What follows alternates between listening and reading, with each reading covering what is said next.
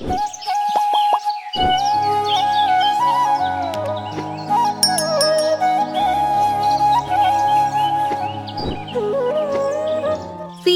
गांव में इस साल गर्मी ने कहर बरपा दिया था। सूरज आसमान से आग बरसा रहा था और जमीन फटती जा रही थी। खेत सूखे पड़े थे, तालाब रेत के मैदान बन चुके थे और कुएं में पानी की जगह बस धूल थी। पानी का हर घूंट अब सोने से भी महंगा था। रामू मिट्टी की झोपड़ी के बाहर टूटी खाट पर बैठा था। उसके चेहरे पर थकावट साफ झलक रही थी। उसकी पत्नी सुनैना मटके लेकर अंदर आई थी। रामू, फिर से खाली मटका लाई हूँ। गांव में कुएं में तो एक बूंद भी नहीं बची है। मैं कब तक ऐसे घर का पानी भरूं? पानी होगा तो भरूंगी ना। सुनैना, इसमें मैं क्या कर सकता हूँ? यह अकाल तो कुदरत का प्रकोप है, इसमें मेरी कहाँ गलती है? तुम मुझे कुछ सोचने के लिए थोड़ा समय तो दो। कब से सोच रही हो? हाँ, गांव वालों ने तो मशीन लगवा ली, अपने अपने घर में बोरिंग करवा ली। हमारे पास पैसे ही नहीं है। पैसे कहाँ से लाऊं? खेत सूखे, मजदूरी मिलती नहीं, सब जगह बस पानी की मांग है। पास ही उनका 12 साल का बेटा भूषण ये सब चुपचाप सुन रहा था। उसकी आंखों में माँ बाप की तकलीफ देखकर बेचैनी थी। भूषण समझ चुका था, उसके माँ बाप के पास कोई चमत्कार नहीं, कोई रास्ता नहीं है। अगर कुछ करना है तो उसे ही करना होगा। अब इस समस्या का हल मुझे ही निकालना होगा। कल जाऊंगा गांव के सरपंच से बात करने, शायद कोई उधार दे दे। भूषण ने मन ही मन फैसला कर लिया था। वो सुबह होते ही पानी की तलाश में निकल पड़ेगा, चाहे जहाँ जाना पड़े। सूरज की पहली किरणें जमीन पर पड़ी थी। भूषण चुपचाप उठता है, एक छोटा सा झोला बांधता है और घर से बाहर निकल जाता है। माँ, बाबा के लिए पानी लाना है, शायद कहीं ना कहीं पानी जरूर मिल जाएगा। भूषण गांव से बाहर निकल पड़ा था। धूप तेज थी, जमीन तप रही थी, लेकिन उसके कदम रुकने का नाम नहीं ले रहे थे। भूषण चलते चलते एक पुराने रास्ते पर पहुंच जाता है। वहां झाड़ियों के बीच उसे एक टूटा हुआ पत्थर दिखता है, जिस पर कुछ लिखा हुआ है। जादुई कुआं जो ढूंढ ले, उसका प्यासा नहीं रहेगा। जादुई कुआं, ये कहाँ है? भूषण ने सुना था, गांव के बड़े बुजुर्ग कभी कभी जादुई कुएं की बातें करते थे। कहते थे वहाँ इतना पानी है कि सारी दुनिया की प्यास बुझा दे, लेकिन वहाँ पहुँचना आसान नहीं था। भूषण अब एक घने झाड़ीदार इलाके में पहुँच चुका था। रास्ता कांटों से भरा हुआ था, उसके पैर छिल रहे थे, लेकिन वो रुका नहीं था। माँ कहती है जो मेहनत करता है भगवान उसकी मदद करते हैं। मुझे हिम्मत नहीं हारनी चाहिए, मुझे वो कुआं ढूंढना चाहिए जिससे हम सबकी समस्या का हल हो जाए। भूषण को चलते चलते दोपहर हो चुकी थी। सूरज सिर के ऊपर आग की तरह चमक रहा था, पर उसकी आंखों में बस एक ही सपना था, जादुई कुएं को ढूंढना। भूषण को अचानक एक पेड़ के नीचे गड्ढे जैसा कुछ दिखता है। वो पास जाकर देखता है, वो सच में एक जादुई कुआं है, मगर ये कोई आम कुआं नहीं था। इसके किनारे पर एक चमकती हुई लकीरें थी और अंदर से हल्की हल्की नीली रोशनी आ रही है। ये शायद वही जादुई कुआं है। भूषण की आंखों से खुशी के आंसू निकल आते हैं। वो समझ चुका था कि उसकी मेहनत रंग लाई है। भूषण अपने झोले से एक छोटा सा लोटा निकालता है, कुएं से पानी भरता है और खुद भी एक घूंट पीता है। पानी मीठा और ठंडा था, जैसे कोई अमृत हो। अब माँ बाबा की प्यास बुझ सकती है। मैं सभी गांव वालों को इस कुएं के बारे में बताऊंगा। भूषण शायद भूल चुका था, जो चीज आसानी से मिल जाती है उसकी कीमत भी बढ़ जाती है। भूषण पानी पीकर उठता ही है कि कुएं के पास एक हल्का नीला प्रकाश लहराने लगता है। अचानक कुएं के किनारे से एक बूढ़ा आदमी प्रकट होता है। उसकी लंबी सफेद दाढ़ी है और कपड़े भी नीले झिलमिलाते हुए हैं। कौन हो तुम बालक? क्यों आए हो यहाँ? मैं भूषण हूँ, पानी की तलाश में आया हूँ। मेरे प्यारे माँ बाबा बहुत प्यासे हैं। हमारे गांव में अकाल पड़ चुका है। वो बूढ़ा आदमी कोई साधारण इंसान नहीं था। वो जादुई कुएं का रक्षक था, जो सदियों से इस कुएं की देखभाल कर रहा था। पानी चाहिए, मगर कोई भी चीज आसानी से नहीं मिलती बच्चे। ये कुआं का पानी सबके लिए नहीं है। ये सिर्फ उसके लिए है जो परीक्षा पास करे। परीक्षा? कैसी परीक्षा? सच्चाई की, साहस की और दिल की परीक्षा।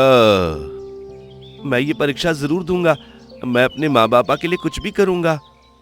बूढ़ा आदमी अपनी हथेली फैलाता है। उसमें एक चमकता हुआ छोटा पत्थर रखता है। पत्थर के भीतर नीली लहरें घूम रही थी। ये पत्थर तुम्हें उस जगह ले जाएगा जहाँ तुम्हारी परीक्षा होगी। याद रखना, वहाँ तुम्हें खुद पर शक नहीं करना है, वरना सब खो दोगे। भूषण पत्थर पकड़ता है। अचानक जमीन हिलने लगती है। चारों तरफ धुंध छा जाती है। भूषण की आंखों के सामने सब घूमने लगता है। कुआं, बूढ़ा, जंगल, सब गायब था। और फिर वो खुद को एक अजीब जगह पर पाता है। भूषण अब एक सुनसान मैदान में खड़ा है। वहाँ कोई नहीं था। ये कहाँ आ गया हूँ मैं? अचानक उसके सामने दो दरवाजे प्रकट होते हैं। एक दरवाजा सोने का है, दूसरा लकड़ी का है। दोनों पर चमकती हुई लकीरें बनी हैं। पहली परीक्षा थी सही दरवाजा चुनने की। एक दरवाजा झूठ का था और एक सच्चाई का। अगर भूषण लालच में आकर सोने का दरवाजा चुनता तो वो फंस जाता। माँ कहती थी, हमेशा दिल की सुनो। जो बाहर से अच्छा दिखता है वो हमेशा सही नहीं होता। वो गहरी सांस लेकर लकड़ी के दरवाजे की ओर बढ़ता है और उसे खोल देता है। दरवाजा खुलते ही एक तेज रोशनी फैलती है और भूषण फिर से वही पुराने कुएं के पास पहुंच जाता है। बूढ़ा आदमी मुस्कुराकर उसकी तरफ देख रहा था। शाबाश बच्चे, तुमने अपनी पहली परीक्षा पास कर ली। अब मैं पानी ले जा सकता हूँ? धीरे धीरे, और भी परीक्षाएं बाकी हैं। अगर तुम इस अकाल के संकट को दूर करना चाहते हो तो तुम्हें आने वाली सभी परीक्षाओं में पास होना पड़ेगा। मैं सारी परीक्षा देने के लिए तैयार हूँ। भूषण को एहसास हुआ कि रास्ता आसान नहीं होगा, लेकिन उसके दिल में हिम्मत थी। अपने माँ बाप की प्यास और उनकी जरूरत उसे मजबूत बनाए हुए थी। इसी बीच गांव में रामू और सुनैना परेशान बैठे थे। भूषण अभी तक नहीं लौटा। कहाँ चला गया हमारा बेटा? हाँ, ना जाने कहाँ चला गया है। कल से हमारे झगड़े देखकर परेशान था। मैं उसे ढूंढने जाऊं क्या? हाँ, कल से परेशान नजर आ रहा था। मेरा बेटा बहुत छोटा है। भगवान, उसकी रक्षा करना। उधर भूषण ने अपनी कमर कस ली थी। वो जानता था कि अगली परीक्षाओं में और मुश्किलें आएंगी, लेकिन उसे रुकना नहीं था। बूढ़ा आदमी अपनी छड़ी जमीन पर पटकता है। जमीन हिलती है और एक पत्थर की सीढ़ी प्रकट होती है, जो कुएं के भीतर नीचे जाती है। अब तुम्हारी दूसरी परीक्षा कुएं के भीतर है। वहाँ तुम्हें अपना सबसे बड़े डर का सामना करना होगा। क्या तैयार हो तुम? हाँ हाँ, मैं तैयार हूँ। भूषण धीरे धीरे पत्थर की सीढ़ियों से नीचे उतर रहा था। ऊपर से आती हल्की रोशनी धीरे धीरे गुम हो गई थी और अब चारों ओर सिर्फ अंधेरा था। कुएं की दीवारों पर टिमटिमाती नीली रोशनी झिलमिला रही थी, जैसे कोई रहस्यमय शक्ति वहां मौजूद हो। मैं डर नहीं रहा हूँ। मैं ये सब अपने माँ बाप के लिए कर रहा हूँ। उसके पैर अचानक एक आखिरी सीढ़ी पर पहुंचते हैं और वो एक गुफा जैसे ही खुले हिस्से में उतर आता है। वहाँ एक बड़ा काला दरवाजा था, जिसके दोनों ओर दो पत्थर की मूर्तियां रखी है, एक शेर और एक सांप की। दूसरी परीक्षा डर की थी। उसे अपनी सबसे बड़ी कमजोरी का सामना करना था। भूषण दरवाजे की ओर बढ़ता है, लेकिन तभी शेर की मूर्ति की आंखों में लाल रोशनी चमकती है। एक भारी आवाज गूंजती है। कौन है जो इस दरवाजे को पार करना चाहता है? मैं भूषण हूँ, यहाँ पानी की तलाश में आया हूँ। अगर दरवाजा पार करना है तो सबसे बड़े डर का सामना करो। अगर हारे तो फिर यहीं फंस जाओगे हमेशा के लिए। ये सब देखकर भूषण के शरीर में सिरहन दौड़ गई थी, लेकिन उसके दिल में अपने माँ बाप का चेहरा घूम गया था। मैं इस परीक्षा के लिए तैयार हूँ। भूषण अपनी आंखें बंद करता है। भूषण की आंखों के सामने गांव का दृश्य उभर आया था। उसका घर, लेकिन टूटे हुए हालत में। उसकी माँ जमीन पर गिरी हुई थी, पिता बेहोश थे और चारों तरफ आग की लिपटें थी। भूषण, मेरे प्यारे बेटे, मेरी मदद करो। भूषण बेटा, हमें पानी चाहिए। भूषण पसीना पसीना हो जाता है। उसके हाथ कांपने लगते हैं, आंसू आंखों में भर आते हैं। नहीं नहीं नहीं, ये सच नहीं है, ये सिर्फ डर है। मैं हार नहीं सकता। भूषण ने अपनी आंखें जोर से बंद कर ली और जोर से चिल्लाया। मैं नहीं हार मानूंगा, ये सब झूठ है। मैं अपने माँ बाबा को बचाऊंगा, मुझे पानी चाहिए। जैसे ही भूषण ने ये कहा था, चारों ओर की आग बुझ गई थी। गांव का दृश्य गायब हो गया और भूषण वापस गुफा में खड़ा था। शेर और सांप की मूर्तियां मुस्कुरा रही थी। दरवाजे के पास बूढ़ा आदमी फिर प्रकट हुआ था। बहुत अच्छा बच्चे, तुम्हारे दिल में सच्चा साहस है और तुम एक हिम्मत वाले बच्चे हो। अब क्या मैं पानी ले जा सकता हूँ? एक आखिरी परीक्षा बाकी है, तीसरी परीक्षा सबसे कठिन होगी। तुम्हें बस अपने लालच पर काबू पाना है। भूषण को एहसास हुआ कि सबसे बड़ी परीक्षा अभी बाकी है, लेकिन वो थका हुआ था, भूखा था, फिर भी उसने सिर हिलाया था। ठीक है, मैं तैयार हूँ। इसी दौरान दूर गांव में लोग परेशान थे।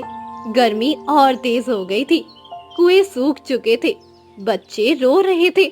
सुनैना मंदिर में प्रार्थना कर रही थी। भगवान, भगवान हमारे भूषण की रक्षा करना, उसे सही सलामत घर भेजना। मुझे मुझे अब कुछ नहीं चाहिए, बस मुझे अपना बेटा चाहिए। अगर भूषण नहीं लौटा तो हम क्या करेंगे? ऐसी बातें मत करो जी, ऐसी बातें मत करो, मेरा कलेजा मुंह को आ जाता है। गांव में सभी लोग अपने हालात से परेशान थे। गांव के हर व्यक्ति की नजर आसमान पर थी, शायद बादल थोड़े से ही बरस जाए। वहीं थोड़ी दूर बूढ़ा आदमी अपनी छड़ी से जमीन पर एक चिन्ह बनाता है। एक गोल रोशनी का गोला प्रकट होता है, जिसमें सुनहरी चमक है।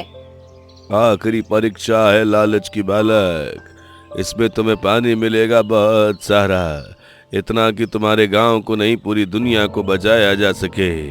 लेकिन अगर तुम अपने हिस्से से ज्यादा मांगोगे तो सब खो दोगे। मैं सिर्फ उतना ही पानी लूंगा जितना हमें जरूरत है। भूषण की आंखों में चमक थी। वो जानता था ये उसका आखिरी मौका है। याद रखना बच्चे, सच की ताकत तब आती है जब हम जानते हैं कब रुकना है और कहाँ रुकना है। मैं रुकना जानता हूँ बाबा जी। भूषण धीरे धीरे जादुई कुएं के पास पहुंचा था। पानी सुनहरी रोशनी में चमक रहा था, जैसे सितारे जमीन पर उतरकर आए हो। उसका दिल तेजी से धड़क रहा था।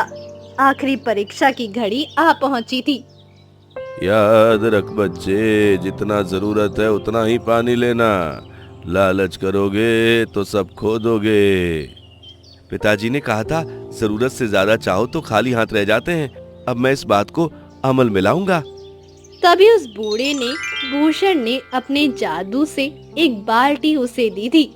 ये तुम्हें काम आएगी। थोड़ा पानी गांव के लिए, थोड़ा माँ बाबा के लिए, थोड़ा बच्चों के लिए। बाल्टी भरकर ऊपर आती है। उसमें चमकता हुआ नीला पानी है। जैसे ही भूषण उसे बाहर निकालता है, पानी से खुशबू आती है, ताजगी और जादू की खुशबू। वो बाल्टी भरते ही एक आवाज सुनाई देती है। क्या सिर्फ इतना ही पानी लोगे? देखो, यहाँ और भी बहुत पानी है। तुम पूरी दुनिया की प्यास बुझा सकते हो। नहीं नहीं, मुझे बस जरूरत भर चाहिए। सिर्फ थोड़ा और पानी ले लो। सोचो, तुम्हारी माँ को कभी प्यास नहीं लगेगी, तुम्हारे पिता कभी कमजोर नहीं होंगे। भूषण का हाथ कांपने लगता है। उसकी आंखों में डर और लालच के बीच संघर्ष दिखता है। भूषण की सांसें तेज हो गई, लेकिन तभी उसे याद आया माँ की वो बात जो वो रोज रात को कहती थी। बेटा, जीवन में हमेशा बस इतना लो जितना तुम्हारी जरूरत है। ज्यादा लोगे तो भगवान भी नाराज हो जाएंगे। नहीं, बस मेरे लिए थोड़ा ही पानी काफी है। भूषण बाल्टी उठाता है, कुएं को देखता है, मुस्कुराता है और पीछे हट जाता है। शाबाश बच्चे, तुमने आखिरी परीक्षा भी पास कर ली। अचानक कुएं की नीली रोशनी आसमान तक फैल गई थी। बूढ़ा आदमी फिर प्रकट हुआ था। अब उसकी आंखों में गर्व था। तुम्हारा दिल सच्चा है बालक। इस पानी की एक बूंद से तुम्हारे गांव के सारे कुएं भर जाएंगे। सूखी धरती फिर से हरी हो जाएगी और फिर कभी तुम्हारे गांव में अकाल नहीं पड़ेगा। सच में? हाँ बच्चे, चलो अब घर लौटो। तुम्हारा सफर पूरा हुआ। भूषण ने बाल्टी को कसकर पकड़ा, बूढ़े आदमी को धन्यवाद करता है और वापसी का सफर तय करता है। उसके कदम हल्के थे, दिल में खुशी थी, आंखों में आंसू थे। गांव में सुनैना और रामू एक कुएं के पास बैठे थे। तपती धूप सबको जला रही थी। भगवान, हमारे भूषण को सही सलामत लौटाओ। भगवान, हमें कुछ नहीं चाहिए, बस हमारा बेटा लौटा दो। तभी दूर से भूषण की आवाज आती है। माँ, बाबा, मैं वापस आ गया और मुझे पानी मिल गया। भूषण दौड़ कर आता है, बाल्टी को अपने माता पिता के सामने रखता है। पानी से नीली रोशनी निकलती है। गांव वाले चकित होकर देखते हैं। मेरे लाल, तुम वापस आ गए और ये तो तुमने चमत्कार ही कर दिया। ये पानी, ये जादू जैसा है। भूषण ने बाल्टी का पानी गांव के सूखे कुओं में डालना शुरू किया था। देखते ही देखते सूखी मिट्टी में दरारें भरने लगी थी। पौधे हरे उठे थे और गांव की नहरों में पानी बहने लगा था। ये तो चमत्कार है। भूषण की जय हो, भूषण की जय हो। मेरे बेटे ने चमत्कार कर दिखाया है। मेरा बेटा असली हीरा है। भूषण ने आसमान की ओर बादल को देखा। धीरे धीरे वो भी गिरने लगे थे। पहली बारिश की बूंद उसके गाल पर गिरी थी। उसने मुस्कुराकर आंखें बंद कर ली और कहा, धन्यवाद भगवान। बरसों बाद जैसे गांव में एक नया जन्म हो गया हो। सूखी धरती पर हरियाली लौट आई थी। कुएं और तालाब पानी से भर गए थे। गांव वालों के चेहरे पर फिर मुस्कान लौट आई थी। भूषण, जिसने जादुई कुएं से पानी लाकर गांव को बचाया था, अब सबका हीरो बन चुका था। आज का दिन हमारे गांव के इतिहास में दर्ज होगा भूषण। अपनी बहादुरी से तुमने हमें अकाल से बचा लिया। भूषण की जय, भूषण की जय। भूषण अपनी माँ और पिता के साथ खड़ा था। उसकी माँ सुनैना की आंखों में आंसू थे, लेकिन ये आंसू खुशी के थे। तुमने हमारी उम्मीदों से भी ज्यादा कर दिखाया बेटा। और सबसे बड़ी बात, तूने लालच नहीं किया भूषण। यही तेरी असली जीत है। माँ, बाबा, मैं बस ये चाहता था आप सबकी प्यास बुझ जाए। मुझे हीरो नहीं बनना था। हीरा वो होता है बेटा जो अपने लिए नहीं, दूसरों के लिए सोचता है। गांव के कुएं और तालाब अब हमेशा पानी से भरे रहने लगे थे, क्योंकि जादुई कुएं का असर स्थायी हो चुका था। भूषण का परिवार अब थोड़ा अच्छा जीवन जी सकता था। एक रात भूषण खेतों में अकेला बैठा था। अचानक वहीं बूढ़ा जादूगर प्रकट हुआ, जिसके कारण ये सब संभव हुआ था। भूषण, क्या अब तुम्हें समझ में आया कि असली जादू क्या है? असली जादू पानी का था ना? नहीं बच्चे, असली जादू तुम्हारे दिल की सच्चाई थी, तुम्हारा धैर्य, तुम्हारी निस्वार्थ भाव था, वही असली ताकत थी। भूषण समझ गया कि अगर वो लालच करता तो शायद कुएं का पानी सूख जाता, लेकिन उसके सच्चे दिल ने ही गांव को बचाया था। कुछ महीनों बाद गांव पूरी तरह बदल चुका था। नए खेत, हरे पेड़, हंसते खेलते बच्चे, सब कुछ नया सा लग रहा था। हमें भूषण से एक और चीज सीखनी चाहिए कि मुश्किलों में भी उम्मीद नहीं छोड़नी चाहिए। सही कहा, सही कहा। हम सब मिलकर गांव को और आगे ले जाएंगे। भूषण अपने माता पिता के साथ अपने छोटे से घर में बैठ जाता था। उसकी माँ खीर बना रही थी। अब हमारी जिंदगी बदल गई है, लेकिन बेटा, दिल में हमेशा वही सच्चाई बनाए रखना जिसकी वजह से तुमने हमारे गांव में ये बदलाव किया। और हाँ, अगली बार कुएं में मत उतरना। मैं तुम्हें अब वहीं कहीं नहीं जाने दूंगा। अब तो मैं गांव के बच्चों को सिखाऊंगा कि मेहनत में ही असली जादू आता है। धन्यवाद भगवान, तूने मुझे अकाल से निकाला। अब हमारी जिम्मेदारी है हम इसे फिर कभी ना आने दें। गर्मी और अकाल का दौर अब बीत चुका था, लेकिन भूषण के दिल में एक बात हमेशा के लिए बस गई। सच्चाई, निस्वार्थ और मेहनत से ही असली चमत्कार होते हैं। तो दोस्तों, कैसी लगी आपको ये कहानी? हमें कमेंट बॉक्स में बताएं और साथ ही ऐसी मजेदार कहानी के लिए हमारे चैनल को सब्सक्राइब करें। बहुत समय पहले एक छोटे से गांव में एक लड़का रहता था जिसका नाम था मोहन। मोहन एक साधारण लड़का था, लेकिन उसकी सबसे बड़ी खासियत यह थी कि वो हमेशा सच्चाई बोलता था। उसकी ईमानदारी और सच्चाई के कारण गांव में सभी उससे बहुत सम्मान देते थे। एक दिन गांव में एक बड़ी घटना घटी। गांव के पास एक अमीर व्यापारी आया जो बहुत सारा सामान लेकर आया था। व्यापारी ने गांव के मुखिया से कहा, मैं अपने सामान का हिसाब देने के लिए एक दुकानदार चाहता हूं। मुखिया ने मोहन का नाम लिया क्योंकि वो एक ईमानदार लड़का था। व्यापारी ने मोहन को अपने साथ काम करने के लिए चुन लिया। मोहन बहुत खुश हुआ क्योंकि ये उसे एक अच्छा मौका मिला था। मोहन ने व्यापारी के साथ काम करना शुरू किया और जल्दी ही उसे बहुत कुछ सीखने को मिला।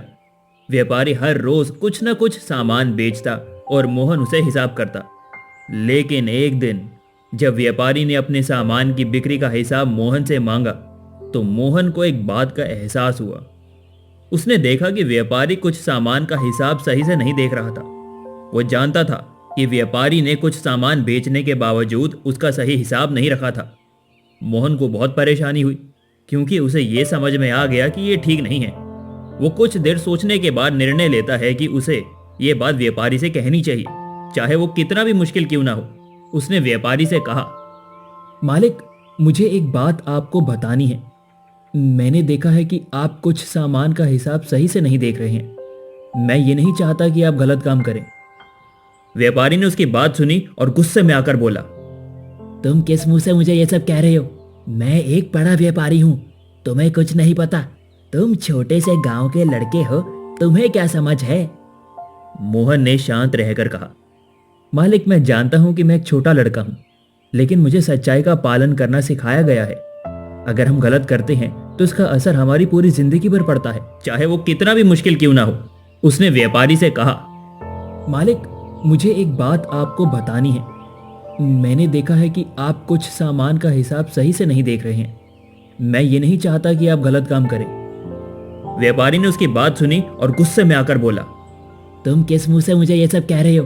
मैं एक बड़ा व्यापारी हूं, तुम्हें कुछ नहीं पता। तुम छोटे से गांव के लड़के हो, तुम्हें क्या समझ है? मोहन ने शांत रहकर कहा, मालिक, मैं जानता हूं कि मैं एक छोटा लड़का हूं, लेकिन मुझे सच्चाई का पालन करना सिखाया गया है। अगर हम गलत करते हैं तो इसका असर हमारी पूरी जिंदगी भर पड़ता है। व्यापारी को मोहन की बात समझ में आई और उसने अपनी गलती स्वीकार की।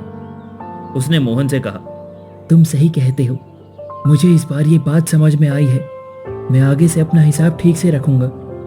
मोहन को अपनी बात कहने में कोई डर नहीं लगा, क्योंकि वो जानता था कि सच्चाई बोलने से वो कभी गलत नहीं होगा।